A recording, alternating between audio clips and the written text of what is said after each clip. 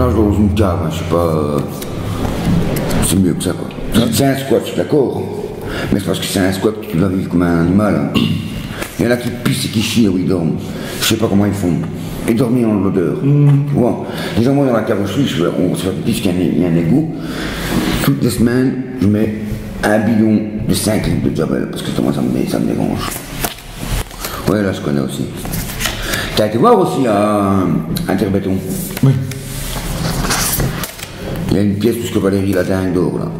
Il y a un matelas même surélevé, je sais pas si t'as vu, t'as la barrière, hein. Tu rentres et il y a une maison à droite. Je crois qu'il y a une photo de ça. Hein, le chien de Youssef. Ouais.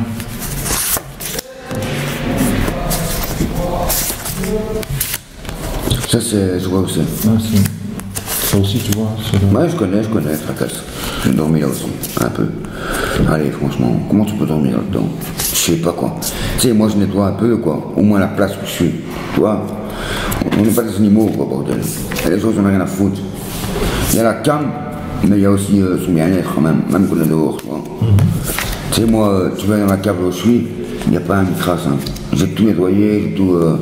Ouais, il y a quelques canettes de bière qui traînent, mais tous les jours je les jette. Là, je connais tous les squats, mais j'y dors pas. Là, ça va encore, tu vois.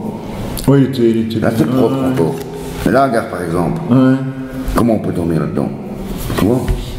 Ça, c'est l'endroit lâche. Ça, c'est où ce que Steve Clemenceau. Ah, ben. Non, où ce que Marc dormait, ça. J'ai dormi dans la pièce là. Ça, c'est. Ça, c'est les grands gars. Les racines. Tu rentres là. T'avances au fond, je sais pas si tu vois, il y a une petite pièce. Ouais. Il y a une pièce, une porte. Et nous, on avait mis des couvertures sur l'entrée, tu vois. Et on avait fait. Tu vois, il y a 2 étages. On avait mis le matelas au-dessus. Et en dessous, quoi, un ou deux. On avait un petit salon qu'on avait récupéré. On avait fait un petit salon. On avait pas le courant, hein. On était bien. Mais alors, ça appartient à la police, c'est ça? Ouais, c'est ce qu'on nous a dit, ouais. Ils viennent s'entraîner au paintball. Et moi, ils m'ont fait, si tu veux. On s'était arrangé avec la police. On pouvait rester à condition qu'il n'y avait pas de. Que les gens n'avaient pas chié n'importe où et qu'il n'y avait pas de seringue. Et pour finir, mon frère rentre en prison. Moi, je suis rentré en prison, donc ça a commencé à dégénérer, tu vois. Parce que c'était mon frère qui avait moi. J'étais arrangé avec la police, quoi. Et ils ont exagéré, ils ont fait éjecter, quoi. Ils sont venus me réveiller avec le flingue sur ma tronche. En m'écrasant ma tronche et le flingue sur la tête, hein. Ça, c'était aussi là, non? Ou c'est au terrible, ça? C'est Youssef qui a fait ces photos-là, mais ouais, je l'ai vu. C'est à la police, tu vois, scientifique, à Marcinelle. Ah oui, c'est ça, ouais. Là. Là où ils mettent les voitures aussi, des choses comme ça. Hein. C'est là, à la police scientifique de Marcinelle. Bah ouais, voilà. Que ce qu'il y a de Villebasse, c'est révoltant de se dire qu'on dénonce. Tout ce qui casse. Et nous, on fait quoi? Après, il faut donner qu'il y a des vols, qu'il y a des gens qui font la manche, qui aident les gens comme nous. Monsieur le juif, comment il s'appelle? J'appelle le juif parce que je connais pas son prénom, qui a racheté la Villebasse, hein. Pas une grosse partie. C'est lui qui a foutu le bordel en fait, en quelque sorte. Il a dit comme ça à M. Magnette, je sais pas si c'était avant Magnette. Il avait dit, moi je veux bien racheter la Villebasse, rénover et tout, mais il faut éradiquer tout ce qui est petite délinquance, SDF et compagnie, quoi. C'est à cause de lui, hein, en partie. Hein. Et Magnette, qu'est-ce qu'il fait? Mais qu'est-ce qu'on propose d'autre, quoi? C'est ça la question. Ils font rien.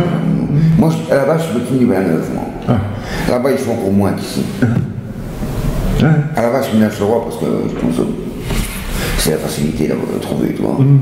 Mais, au Villeneuve, c'est rien à voir ici. Il n'y a pas de resto du cœur, il n'y a pas d'abri de nuit, il n'y a rien là-bas. Pourtant, c'est des bourgeois. J'ai grandi là, j'ai vécu là 26 ans. Ça n'a rien à voir avec ici. Il y a un resto du cœur, je pense que c'est à Wavre, mais encore, je ne suis même pas sûr. Et il y a combien de temps que tu squattes et que tu es à Charleroi? Moi 7 ans. 7 ans, ouais. Là, je me suis mis avec une fille 4 ans, j'habitais à Genève.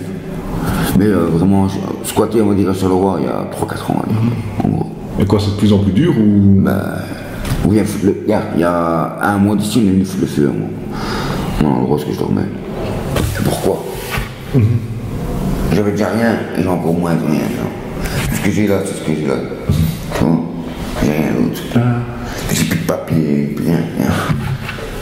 Les gens, il y a des gens qui m'ont vu, hein, même une dame qui m'a aidé, pas la dame qui me fait les chaussures aujourd'hui, mais Elle m'a demandé où je dormais, elle a voulu voir.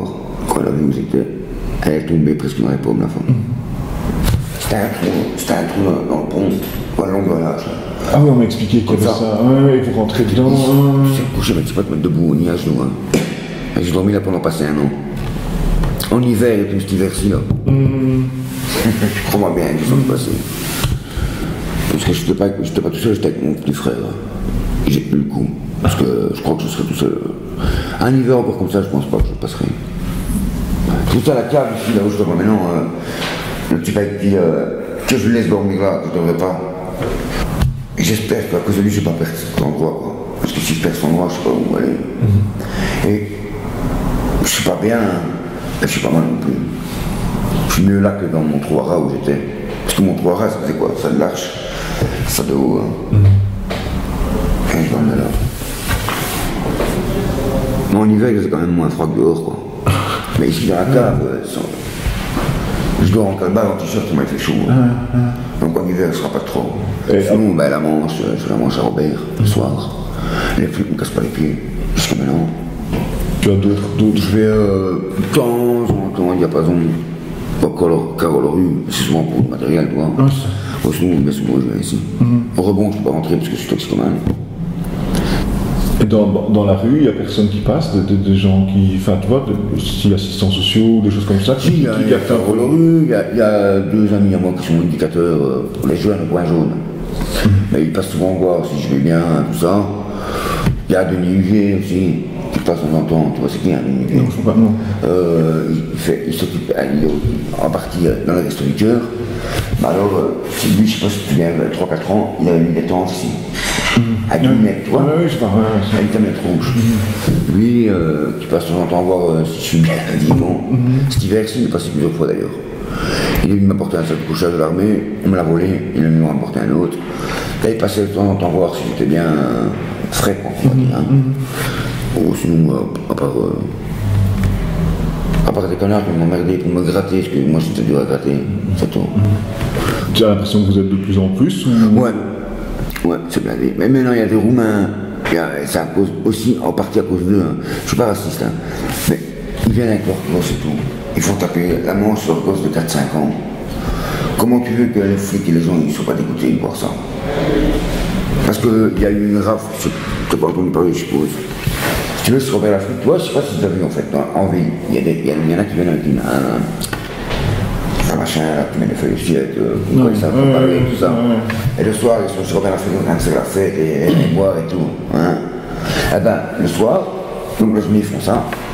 Le soir, ils viennent avec une camionnette et ils les ramassent tous. Et ils donnent l'argent au type. Et ils sont fait choper par les flics. 7 gamins qui tombent dans la voiture. Dans la camionnette. 7 enfants. 7 personnes, 7 garçons. Ils font taper la manche aux enfants. Et le soir, ils doivent ramener une certaine somme. C'est du proxénétisme. Ils doivent ramener une certaine somme. Et ils ne ramènent pas la somme, ils te renvoient avec des bleus. Maintenant, ils ont chopé. Ils sont encore là, mais il y en a moins. C'est quoi? C'est des gens comme ça qui foutent la merde. Hein. Moi, je suis chez personne, moi. Moi, je suis assis chez Robert. Comme ça. C'est vrai que quand je galère, les gens ne me donnent pas, je demande. Je suis assis, j'ai mon copain. Elle me tolère, hein, ils me connaissent bien, puis que je cherche le roi. Mais maintenant, tu as de temps en temps un autre qui vient, quoi. On est 250, je crois, 256, à taper la manche, je revois. Quand tu vois déjà, rien que la vue de la montagne, tu descends, tous les 20 mètres, t'as un Roumain ou leur marmaille et tout là, ils sont en 4-5 avec leurs chiens et tout. Ils prennent des chiens pour taper la manche, parce que les chiens, je sais pas comment ils les maltraitent ou quoi. Ils prennent des animaux pour faire la manche, et leurs gosses pour faire la manche, ils font avec leurs poussettes et tout. Là, ils font plus en une demi-journée, parce que moi je me fais en une semaine. Hein. Ah, je te jure. Hein. Je dirais pas la madame ici, je dirais pas son nom, mais je dirais pas la dame ici, des fois. Bon, j'ai pas de traitement méthadone, tu vois, enfin j'en ai un, mais je l'ai jamais. Je suis bien content qu'elle me dépanne, quoi, tu vois. Elle sait bien, elle sait. Hein. Ouais, elle a 80 ans, la dame, mais je sais pas de chocolat, je suis malade, j'ai pas de médicaments, je dis pas que c'est pour acheter la Clermont, quoi. Je vous sais me dépanner pour moi, c'est mes médicaments, je trouve ça pas des mensonges. Je suis toxicomane. Toxicomane, c'est un menteur. Je Je connais pas un toxique, un menteur. Celui qui va te dire qu'il ment pas, ça, il ment déjà. Tu vois. Un toxicomane, c'est un menteur. Un menteur, un voleur. Ma famille, j'ai jamais volé ma famille. Mais. Quand t'as encore des liens, tu dis que t'es avec ton frère, c'est ça? Mais j'ai plus que mon petit frère qui est en prison. Là, j'ai ma grande soeur, mais demi-sœur. On se parle pas trop. Et mon grand frère, j'ai eu une fois au téléphone. Si tu veux, quand ma maman est partie, j'avais 3 ans. Elle s'est barrée du jour au lendemain. Elle a pris mon grand frère avec elle. Parce que si tu veux, c'est pas le même papa, quoi. C'est le même maman, maintenant. Et ma soeur, c'est pas le même maman, c'est le même père. Il y a Michael, mon petit frère, qui est en prison, c'est mon frère, quoi. Et ça, c'est la prunelle de mes yeux. D'ailleurs, c'est bien simple, hein, tous les mois, j'envoie 50 €. Même que je suis dans la merde. Quand il a pris longtemps? Il nous reste de avril 2015, ouais. Ou 2004. Ouais, 2015. Elle aura fait 9 ans. Hein. 9 ans. Il est ressorti et puis il est rentré. Il est retombé dans la drogue, tu vois, dans la cam, tout. Et puis même, mon père est décédé en 2008. J'ai eu 24 000 €, j'ai dépensé ça en 2 mois. J'allais chercher 10 grammes de coke et 10 grammes de cam tous les jours. Je sais pas si tu t'imagines, en argent ce que ça fait. Plus la bière, le spin. Mais mon père, est-ce que tu vois, il savait que j'étais quand même débrouillard et j'ai quelque chose dans les mains. Mais c'est parce que je perds de confiance en moi, tu vois. Depuis 20 fois, c'est l'histoire. Et il voyait bien que je savais. Et ça me faisait chier que je dilapide mon argent, que je déconne, tu vois. Et il m'a engueulé, c'était pour ça. Moi, j'ai pas compris ça à ce moment. Moi, je crois qu'il m'en voulait, qu'il m'aimait pas. Avec le recul, en fait, c'est que. Et mon frère, lui, tout le contraire. C'est compliqué. Parce qu'il me fallait que ça mec, il me fallait que jamais rien. Nickel a toujours eu plus d'angle avec mon père. T'avais 700 francs d'argent de poche tous les jours, toi. C'était la main. Loin de là. 700 francs à mon père et 200 francs à ma mère. 900 francs d'argent de poche par jour. Moi j'avais 200 francs. Et avec ça, je mettais des dans mon billet pour aller travailler. Et j'achetais mon paquet de cigarettes. Et la bouffe, je devais encore gratter à gauche à droite. Parce que je pouvais pas foutre ma main dans le frigo. Mon père, j'ai eu 16 ans, j'ai eu des apprentis. Il m'a dit Pascal, tu veux travailler? Je dis ouais. Ah bah tu sais quoi, tu vas travailler, bah je vais t'assumer tout seul. Et plus jamais il m'a payé un paquet de cigarettes. Plus jamais il m'a payé à moi, rien du tout. À 16 ans, je travaillais 13-14 heures par jour pour pouvoir me sortir déjà. Donc mon frère, lui, tranquille. Quand je lui mets 18 ans, ah Pascal, t'as 18 ans, tu veux fumer devant moi? Ouais papa. On m'a donné un compte diplomatique comme ça. Tu fumes en entier sans mettre ta bouche sans crapoter. Mon frère, 15 ans, il fumait dans sa tronche. C'est le truc ainsi. Quand tu es jeune. Ouais, tu sais pas, tu penses pas déconner. Toi, ça te va loin. Tu te dis, mais pourquoi est-ce qu'il fait ça avec Michael? Pourquoi pas? Parce que mon frère, c'est Michael. Pourquoi il fait comme ça avec Michael et pourquoi il fait comme ça avec moi? Moi, c'était pour m'endurcir, mais moi, à ce moment-là, je pensais quoi? Moi, c'est dur. Quand t'es gamin, ça, quand t'es plus jeune, je pense pas. Mais je pouvais faire la fête le vendredi, samedi. Je prenais des extras, tout. Mais le lundi matin, je vais travailler. Quand je te montre le pneu, je sortais le vendredi soir jusqu'à 5-6 h matin. Je te cours au mot extase, il est allumé. J'allais travailler le samedi matin. Parce que mon frère n'a jamais fait. Et à 21 ans, j'étais apprenti industriel en soudure, je gagnais 32 000 francs par mois. Et j'allais une semaine à l'école, une semaine travailler, une semaine à l'école, une semaine. Mon père ne comprenait pas. Je gagnais presque autant que lui, sur l'habituel. Ouais. Aujourd'hui, tu as peur de quelque chose? Quelque chose qui te fait peur? La mort. Ouais. Ouais. Ça me hante. C'est vrai. Des fois, j'en pleure. C'est sérieux. Ce que je te dis là, je ne l'ai pas dit, je l'ai dit à personne. Des fois, je pleure dans mon lit. Je me dis, putain, Pascal, t'as 35 ans, il te reste peut-être même pas ça à vivre. Et, tu vois, j'en pleure, tu vois. Je te jure, j'en pleure. C'est grave. La mort, ouais, j'en ai peur. J'ai eu un accident grave il y a un an et demi, mais non. On s'est pas entendu parler qu'il y a eu un accident à Interbéton. Qui a eu à tuer 2 blessés. T'étais dedans? C'est moi.